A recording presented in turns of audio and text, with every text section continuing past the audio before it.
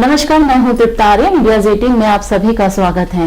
भारत में कोरोना के नए वेरिएंट ओमिक्रॉन तेजी से फैल रहा है। एक तरफ मरीजों में इजाफा हो रहा है तो दूसरी तरफ संक्रमण दर भी तेजी से बढ़ रहा है। ये साफ है कि आने वाले दिन हमारे लिए थोड़े मुश्किल भरे होंगे, लेकिन जिस तरीके से मरीजों में इजाफा हो रहा है वहीं हॉस्पिटलों में एडमिशन की संख्या वो कम है। आज हमारे साथ ज्यादा जानकारी के साथ मौजूद रहेंगे फोर्टिस हॉस्पिटल के director cardio surgeon doctor Raju Vyasi. Sir, India 18 में आपका स्वागत है। सर, सबसे पहले अगर हम बात करें, कोरोना का नया वेरिएंट अब भारत में आ चुका है, ओमिक्रॉन। सर, लोग जानना चाहते हैं किस तरीके का वायरस है, क्योंकि जिस तरीके से इसकी दर बढ़ रही है, मरीजों की संख्या बढ़ रही है, उस तरीके से अभी हॉस्पिटलों में एडमिशन कम है। जी हाँ, तो जहां तक सवाल है ओमिक्रॉन का, ओमिक्रॉन जैसा कि हम सभी को पता है कि साउथ अफ्रीका से ऑरिजिनेट हुआ था और बहुत सारे जो हमारे हिंदुस्तान में जो लोग फ्लाइट द्वारा आए वो अपने साथ इस वायरस के नए वेरिएंट को लेके आए। लेकिन हाँ, ऐसे बहुत सारे लोग भी हमें अब देखने को मिल रहे हैं हमारे हिंदुस्तान में जो किसी प्रकार की जिनकी ट्रैवल हिस्ट्री नहीं है, उनको खुद को अगर कोविड पॉजिटिव पाए गए तो वो ओमिक्रॉन ही निकला। कहने का मतलब यह हुआ कि यह बाहर से आने वाले लोगों के अलावा हिंदुस्तान में एग्जिस्टिंग जो लोग हैं उस जनता में भी यह एक प्रकार से ऑलरेडी मौजूद है।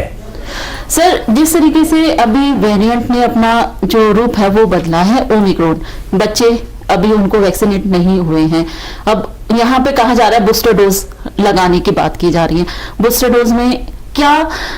अलग बात है? जो हमने नॉर्मल डोज हमने जो लगाई थी वैक्सीन, हमने कोविशील्ड लगाई, कोवैक्सीन लगाई, उसमें क्या फर्क है सर? जहां तक सवाल है ओमिक्रॉन का, तो ओमिक्रॉन के लिए तो अभी तक हम लोग यही कहते आए थे, वो ये कहते आए थे कि हमें कोविड के ओमिक्रॉन वेरिएंट से अगर फाइट करना है तो हमारी जो बेसिक्स पहले पिछले कई सालों से जो अपन बात कर रहे हैं, दो चीजों पे एम्फेसिस देना पड़ेगा। एक कोविड अप्रोप्रिएट बिहेवियर, जिसमें कि जैसे कि हम मास्क को लगाते हैं तो अंदाजन 90% संभावना ये रहती है कि अगर हम इन्फेक्टेड हैं तो हमारी बीमारी किसी दूसरे व्यक्ति को नहीं फैलेगी या हमारे परिवार में हम बीमारी किसी दूसरे तक नहीं पहुंचाएंगे। दूसरा, रेगुलर इंटरवल पे हमें हाथ को वॉश करते रहना चाहिए। और तीसरा जो है कि जहां कहीं भी भीड़ भाड़ वालों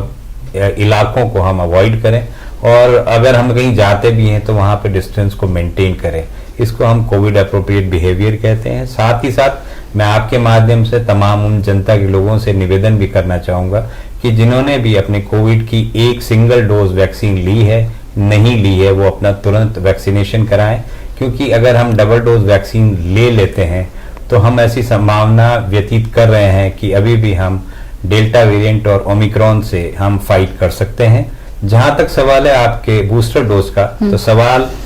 इस सवाल का जवाब कुछ इस तरीके से कि सरकार ने अभी यह कुछ लिमिटेड लोगों के लिए ही उपलब्ध कराया है। कहने का मतलब ये हुआ कि जो व्यक्ति 60 साल से ऊपर हैं, चाहे किसी बीमारी से ग्रसित हैं या नहीं है, उन सभी लोगों को यह बूस्टर डोज एडवाइजेबल होती है। जहां तक बूस्टर डोज का सवाल है, तो बूस्टर डोज के लिए अब हमारे हिंदुस्तान में नए अच्छे वैरायटी के और भी वैक्सीनेशन पिछले 24 घंटों में सरकार ने 2 नए वैक्सीन्स को अप्रूवल दिया है। एक कॉर्बीवैक्स, एक कोवोवैक्स। ये दोनों प्रोटीन बेस्ड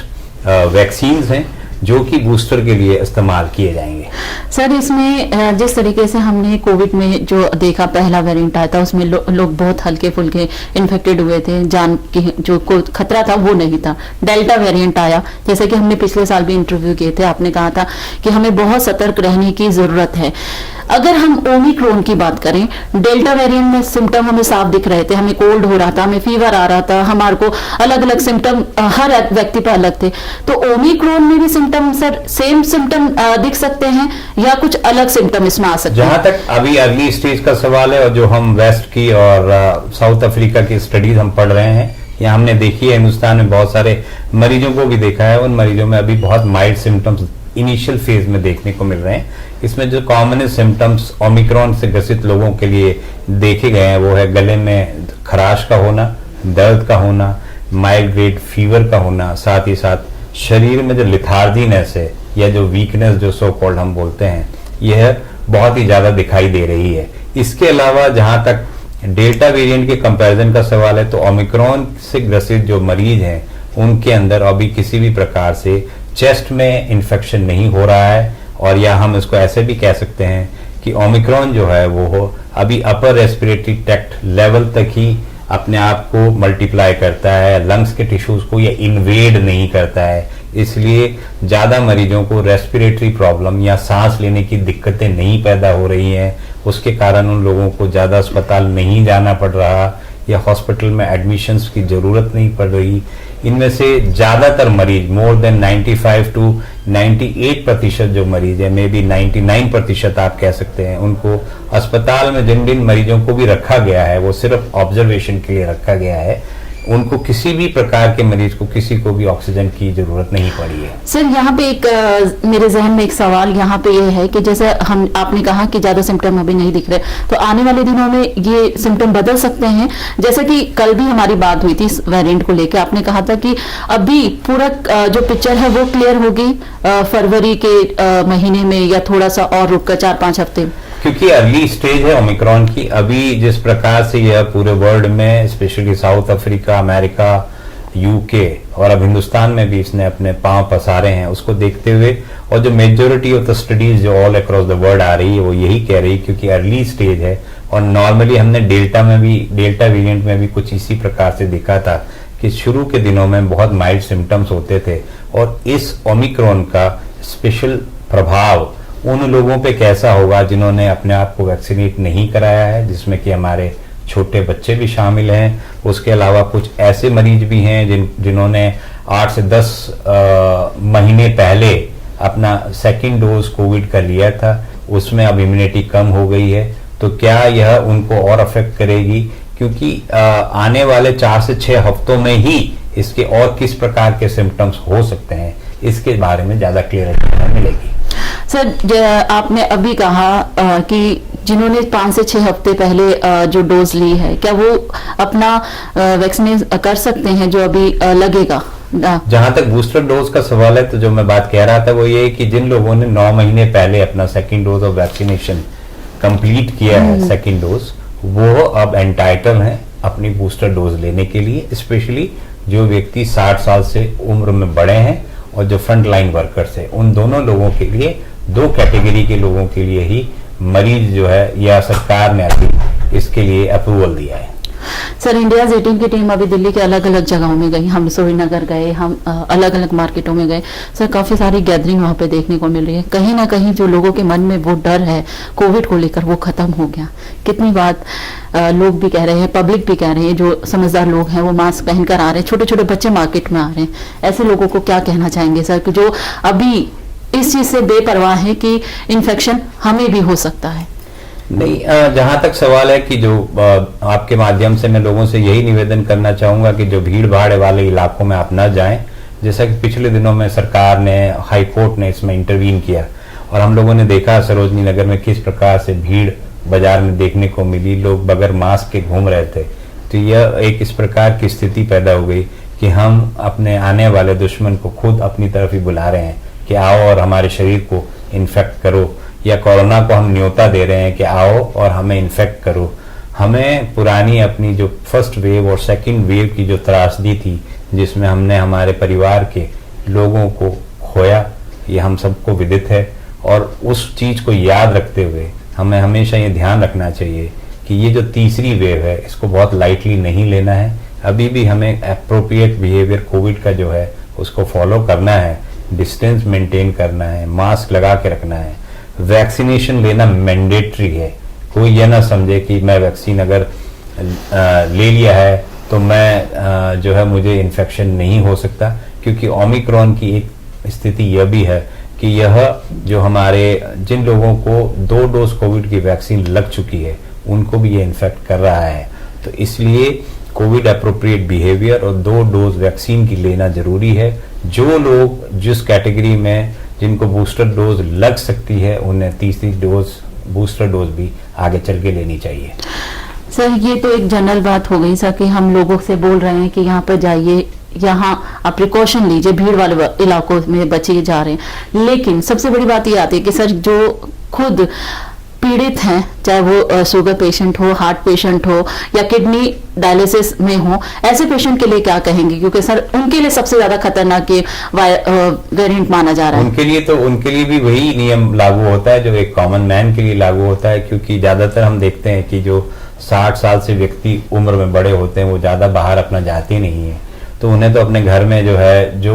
डेंजर है, ये जो खतरा है वो उन्हीं लोगों से है जो उनके घर के परिवार के सदस्य बाहर जाते हैं और बाहर जाके वापस घर में आते हैं, चाहे उनके बेटे हो सकते हैं, उनके परिवार के और सदस्य हो सकते हैं कि जो जॉब करने बाहर जाते हैं और वो वापस वो कैरियर हो सकते हैं जो कि लाके बीमारी को अपने घर के बड़ों को दे सकते हैं। तो मैं आपके माध्यम से उन परिवार के सभी सदस्यों से निवेदन करूंगा कि जो 60 साल से उम्र में बड़े हैं, जिन लोगों को कोई न कोई एसोसिएटेड कोमॉर्बिड कंडीशन है, जैसे डायबिटीज, हार्ट पेशेंट, जिनका कैंसर का इलाज हो चुका है, जिनकी किडनी की कोई प्रॉब्लम्स हैं, जिनको पहले कभी कोई लिवर का इशू भी रहा है, तो उन सभी मरीजों को जाके अपना बूस्टर डोज जरूर लेनी चाहिए। सर अब हम दिल्ली की अलग अलग जगहों की बात करते हैं, उसमें बहुत सारे अलग अलग तरीके के लोग हैं, कुछ सोशल वर्कर हैं, कुछ ऐसे कर्मचारी हैं जो सफाई का काम करते हैं, कुछ ऐसे हैं जो हॉस्पिटल्स में काम करते हैं। सर सबके जहन में एक ही सवाल है कि कई लोग तो वैक्सीन लगाने से ही डर हैं, कई लोगों ने वैक्सीन नहीं लगाई है, और जिन्होंने लगा ली है उनका ये कहना है कि उनको कोई ना कोई साइड इफेक्ट आया है, जो एक मिथ्य बात मैं कहूंगी क्योंकि कई लोगों से हम लगातार बात कर रहे हैं, तो वो ये कह रहे हैं कि हमारे किसी पड़ोसी ने लगाया, उसको ये साइड इफेक्ट हो गया, इसलिए हम बच रहे हैं। क्या इस बारे में क्या कहेंगे? क्योंकि जहन में जो बैठा हुआ है कि नहीं, इससे लगाने से कुछ ना कुछ प्रॉब्लम जरूर हो रही। ऐसा है, जहां तक सवाल है आपके इस प्रश्न का कि क्या इससे कुछ कॉम्प्लिकेशंस होते हैं, तो मैं पिछले साल से 1.5 साल से लोगों को ये लगवाते हुए देख रहे हैं और मैंने ऐसा पाया कि किसी भी व्यक्ति को मैंने अपनी आंखों से कॉम्प्लिकेशंस होते नहीं देखे, और जो भी कॉम्प्लिकेशंस हैं बहुत ही मिनिमल होते हैं, और वो कॉम्प्लिकेशन जो देखे गए हैं वो है ज़्यादातर फीवर का होना, या जहाँ पे वो वैक्सीन लगा है उस एरिया में जो है वो उस एरिया में दर्द का होना। ये 2 कॉमन प्रॉब्लम्स हमें देखने को मिली हैं। उसके अलावा बहुत जानलेवा किसी को कोई कॉम्प्लिकेशन हम लोगों ने नोटिस नहीं किया, ना देखा। जहां तक बूस्टर डोज का सवाल है, तो बूस्टर डोज जो अब लगने वाली है या जो प्रपोज्ड है वो एक नेक्स्ट जनरेशन की वैक्सीन है जो कि और भी ज्यादा सेफ है, और मैं बल्कि ये कह सकता हूं गारंटी के साथ कि ये प्रोटीन बेस्ड जो नई वैक्सीन कॉर्बेवैक्स और कोवैक्स इंडिया में लॉन्च हुई है और जो हम लोगों को दी जाएगी, ये बहुत सेफ होगी। इसकी ऑलमोस्ट एफिकेसी जो है, जो सो कॉल्ड इससे होने वाले रिएक्शंस जो हैं वो मात्र 0.05% से भी कम होंगे, या इसकी एफिकेसी कह दें, या इसके जो साइड इफेक्ट्स हैं वो बहुत ही मिनिमल होंगे, नहीं के बराबर होंगे, नेग्लिजिबल होंगे। ये बहुत ही सेफ हाई एंड वैरायटी के जो वैक्सीन होते हैं वो हैं, इसीलिए लगाने में मुझे लगता नहीं है कि किसी को कोई तकलीफ होगी या किसी को कोई कॉम्प्लिकेशंस होंगे। सर विदेशों की बात करें और इंडिया की बात करें, ओमिक्रॉन के अलग अलग सिम्टम वहां पे दिखाई दे रहे हैं क्योंकि कहीं ना कहीं वातावरण का बहुत असर होता है। तो जिस तरीके के वेरिएंट की बात करें ओमिक्रॉन के, और वो जो इफेक्ट दिखा रहा है विदेशों में, तो वो हो सकता है कि भारत में भी वही सिम्टम दिखाई दे, वो उसी तरीके से इफेक्ट करे जो विदेशों में आ रहा है, क्योंकि एक लोगों के मन में है कि जो विदेश से आ रहे हैं लोग वही इन्फेक्शन लेकर आ रहे हैं। नहीं, ऐसा नहीं है। अभी मैंने जैसा आपको पहले भी कहा कि बहुत सारे मरीज, हाँ ये बात सच है कि ज्यादातर जो वही मरीज हिंदुस्तान में लेके आए हैं जो विदेशों से आए, परंतु बहुत सारे ऐसे भी मरीज हैं जो कि हिंदुस्तान से बाहर गए ही नहीं और उनको भी जो है ओमिक्रॉन वेरिएंट से वो ग्रसित हो गए। जहां तक आपके दूसरे सवाल का जवाब है तो मैं ऐसा कहूंगा कि जो सिम्टम्स का जहां तक सवाल है, तो वेस्ट में स्पेशली अमेरिका, यूएस में जो देखा गया वही सिम्टम्स हिंदुस्तान में देखने को मिल रहे हैं ओमिक्रॉन से ग्रसित मरीजों में। और जहां तक सवाल है कि अमेरिका, साउथ अफ्रीका और इंग्लैंड में ओमिक्रॉन उन्हीं लोगों में ज्यादा देखने को मिला है या उन्हीं लोगों में ज्यादा को इन्फेक्ट किया है जिनको वैक्सीन या तो लगी नहीं है या जिनको 1 डोज वैक्सीन लगी है। ऐसे बहुत कम मरीज वहां पे हैं परसेंटेज वाइज अगर हम देखें कि जिनको कि 2 डोज वैक्सीन लगने के बाद में उनको इन्फेक्शन हुआ है, और अगर उन लोगों को इन्फेक्शन हुआ भी है 2 डोज वैक्सीन लगने के बाद भी, तो उनके सिम्टम्स इतने माइल्ड हैं या इतने कम हैं कि वो सिंपल से अपने नॉर्मल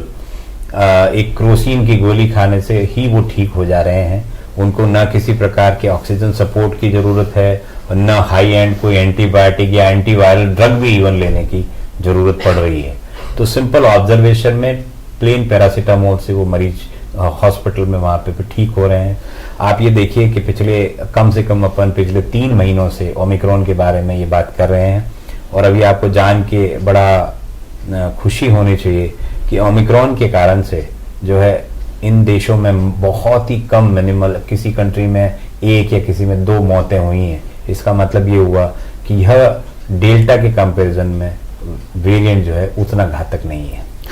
सर, अब एक सवाल मेरे जो हमेशा मैं आपसे पूछती हूँ कि सर, देसी नुस्खे लोग बहुत अपनाते हैं कि बीपी पेशेंट है, हार्ट पेशेंट है, काढ़ा पी लो या गिलोय का जूस पी लो, 100 तरीके के जो देसी नुस्खे हैं वो कितने कारगर हैं?